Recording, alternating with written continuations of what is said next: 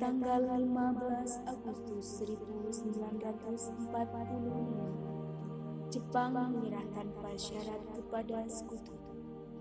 Berita ini disiarkan di radio Jepang dari Tokyo Saya mendengar dan berita didengar dari oleh radio Sultan BBC Syahrir. London di Bandung Lalu, yang menginformasikan Sultan bahwa Syahrir Jepang menyerah kepada sekutu. mengumpulkan tokoh Berarti golongan pada saat muda ini di Indonesia terjadi laboratorium kekosongan kekuasaan. teknologi Kalau begitu, kita harus mendesak golongan tua bersama Bung Karno untuk segera memproklamirkan kemerdekaan. Benar sekali. Jepang sudah tidak ada wewenang lagi di negara kita. Kita harus memanfaatkan hal itu. Benar sekali kawan. Tetapi jangan sampai proklamasi kemerdekaan diproklamirkan oleh PPKI. Kenapa kau berpendapat seperti itu, Sobat? Karena PPKI adalah badan bentukan Jepang. Kami tidak ingin ada campur tangan Jepang di dalam proklamasi kemerdekaan. Maka dari itu, mari kita sepakat untuk menolak segala bentuk hadiah kemerdekaan dari Jepang. Karena kita akan mempersiapkan kemerdekaan itu sendiri. Bung Syahrir benar, kemerdekaan adalah hak dan persoalan rakyat yang harus segera diproklamasikan. Mari kita semua mengajak IR Soekarno dan Muhammad Hatta untuk segera memutuskan segala hubungan dengan Jepang. Tepat sekali. Kalau begitu, kemerdekaan adalah hal itu. Kalian harus segera ke rumah Soekarno untuk memberitahukan berita ini. Saya dan yang lainnya akan memerintahkan pemuda lainnya untuk segera merebut kekuasaan. tanggal 14 Agustus 1945, Syahrir, Wikana, Darwis, dan Khairul tiba di kediaman Soekarno di Jalan Kebangsaan Timur, nomor 56 Jakarta, sekitar pukul 21.00 waktu Indonesia Barat. Keduanya menyampaikan hasil-hasil keputusan. Silakan dulu. Apa maksud saudara datang kemari? Saya mendengar berita dari Jepang. Berita Jepang menyerah kepada sekutu dari radio BBC London di Bandung. Maka dari itu, tadi siang kami golongan pemuda mengadakan rapat dan hasilnya adalah semua pemuda menyetujui bahwa Bung Karno dan Bung Hatta segera menyusun teks proklamasi kemerdekaan. Kita tidak bisa begitu sudah memproklamasikan kemerdekaan. Kita harus membicarakannya dalam rapat PPKI. Kita tidak mungkin membicarakannya dalam rapat PPKI karena PPKI adalah badan bentukan Jepang dan kemerdekaan harus diproklamasikan oleh rakyat Indonesia, bukan dari pemberian bangsa lain. Bukan begitu. Kita memang sudah seharusnya membicarakannya dalam rapat PPKI. Karena PPKI adalah badan yang bertugas mempersiapkan kemerdekaan. Apakah kita harus menunggu janji Jepang untuk memerdekakan bangsa kita? Kita bisa kita harus bangkit dan memproklamirkan bangsa sendiri. Mengapa harus menunggu janji manis itu? Jepang sendiri bahkan telah kalah dalam perang sesungguhnya. Kekuatan sekecil ini takkan mampu mengalahkan armada perang milik Jepang. Coba kau perlihatkan padaku mana bukti kekuatan yang diperhitungkan itu. Apa yang akan kau lakukan untuk menyelamatkan wanita dan anak-anak jika terjadi pertumpahan darah? Tapi semakin kita memproklamasikan kemerdekaan, akan semakin cepat pula kita mengakhiri penderitaan rakyat yang sudah ditanggung selama ini. Tunggu-tunggu bangsa kita, Bung. Baiklah, tapi beri kami waktu untuk berunding. Silakan, Bu. Kemudian, para anggota golongan tua yang berada di kediaman Para Soekarno pemuda menuntut kita langsung untuk segera membicarakan memproklamasikan permasalahan kemerdekaan. tersebut. Tapi itu tidak boleh gegabah, Bung. Kita harus mempersiapkannya dengan matang agar tidak terjadi sesuatu yang tidak diinginkan. Saya setuju. Menurut saya yang terpenting sekarang adalah menghadapi sekutu yang hendak berniat kembali berkuasa di negara ini. Selain itu, masalah kemerdekaan sebaiknya dibicarakan lagi dalam sidang PPKI 18 Agustus mendatang. Lalu bagaimana dengan pendapat golongan muda? Apakah kita abaikan saja? Ya, lagi pula mereka masih terlalu muda, pemikiran mereka masih terlalu pendek. Kita harus melihat ke depan, mempersiapkan dengan matang. Kalau tidak, bagaimana nanti jika semuanya berantakan? Dengan berat hati mendengar keputusan tersebut, para pemuda pun meninggalkan kediaman Soekarno. Tetapi mereka tidak putus asa. Mereka pun Bagaimana, Bu? bagaimana membentuk Soekarno dan Hatta untuk memproklamasikan kemerdekaan sesegera mungkin.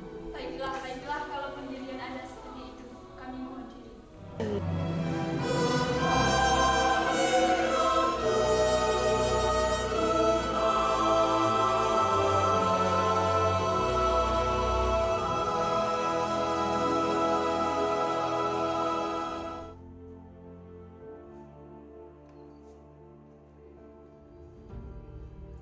Sekarang apa yang harus kita lakukan? Bung Karno dan Bung Hatta tidak mau memproklamirkan kemerdekaan, apalagi mereka tidak mempercayai akan berita. Begini saja, bagaimana kalau Bung Karno dan Bung Hatta kita asingkan dari luar Jakarta untuk menghindari pengaruh dari Jepang? Ya, kami setuju. Tapi Bung Wikana, akan kita bawa kemana IR Soekarno dan Muhammad Hatta? Bagaimana kalau kita bawa mereka ke Rengas Dengklok di daerah Karawang? Di sana keamanannya cukup terjamin.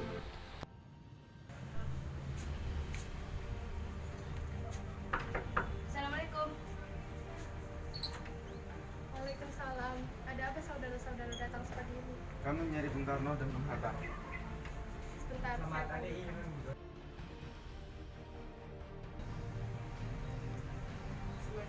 Untuk apa saudara mencari kami? Kami akan membawa Anda dan Bung Hatta untuk menuju ke tempat pengasingan. Tempat pengasingan? Apa yang Anda maksudkan?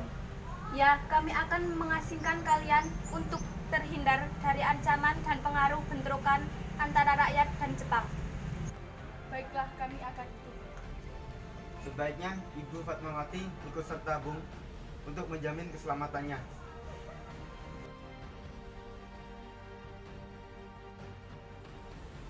Peristiwa hilangnya Soekarno-Hatta yang tidak ada di tempat didengar oleh Soebardjo. Lalu, Mr. Soebardjo bertemu dengan Wikana di kantornya. Setelah mendapat beberapa kesepakatan, akhirnya Wikana mengantar Mr. Soebardjo ke Rengas Dengklok untuk menjemput Insinyur Soekarno. Bahwa proklamasi kemerdekaan akan dimulai pada tanggal 17 Agustus 1945. Selama-lamanya pukul 12. Baiklah, kami akan menunjukkan di Rengas Dengklok.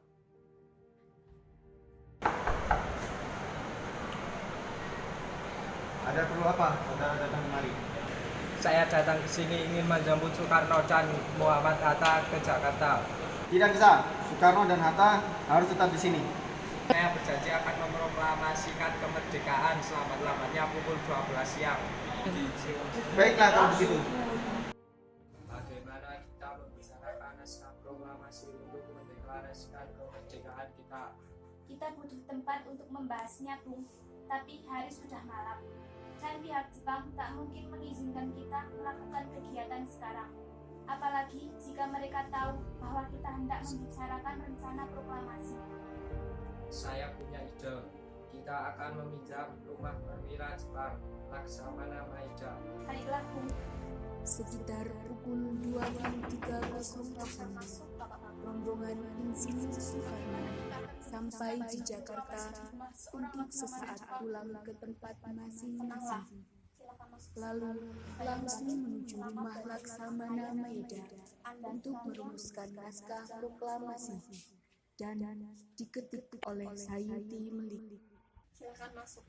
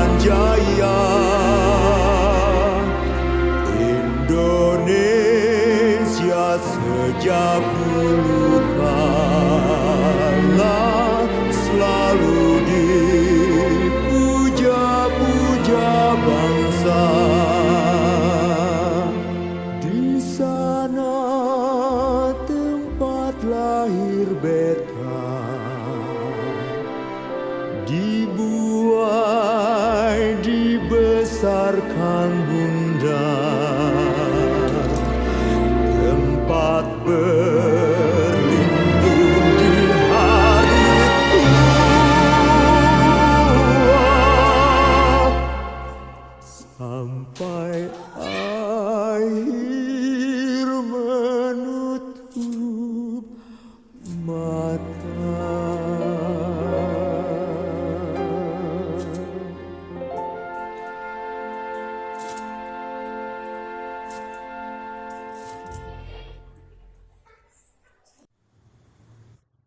Pada saat yang sama, Alhamdulillah, Soekarno semua berjalan dengan dan lancar. Fatma Terima kasih Ibu telah sampai menemani saya di saat yang cukup menguras pikiran ini. berbincang sejenak.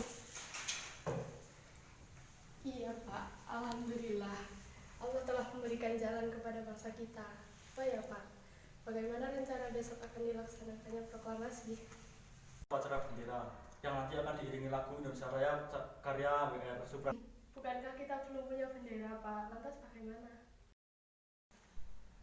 Ya ampun, Bapak sampai lupa Bu.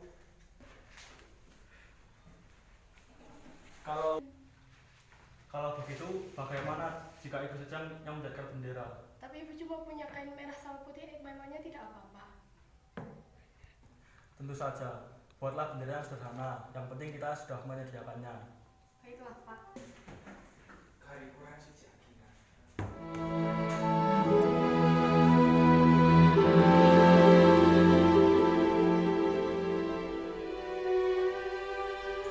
Tanah airku tidak kulupakan, kan terkenang selama hidupku.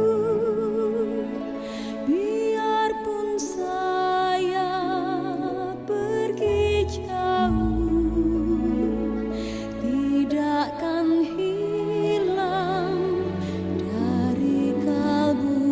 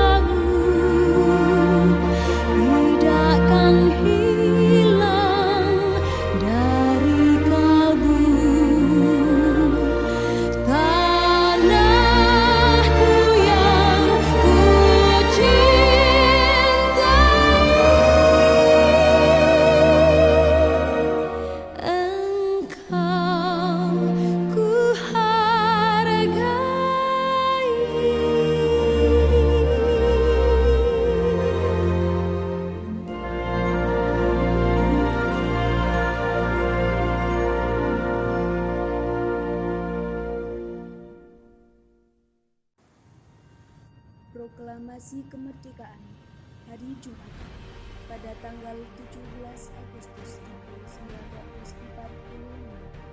pukul 10.00 waktu Indonesia Barat di Jalan Pegangsaan Timur nomor 56 dilangsungkan Proklamasi Kemerdekaan Indonesia.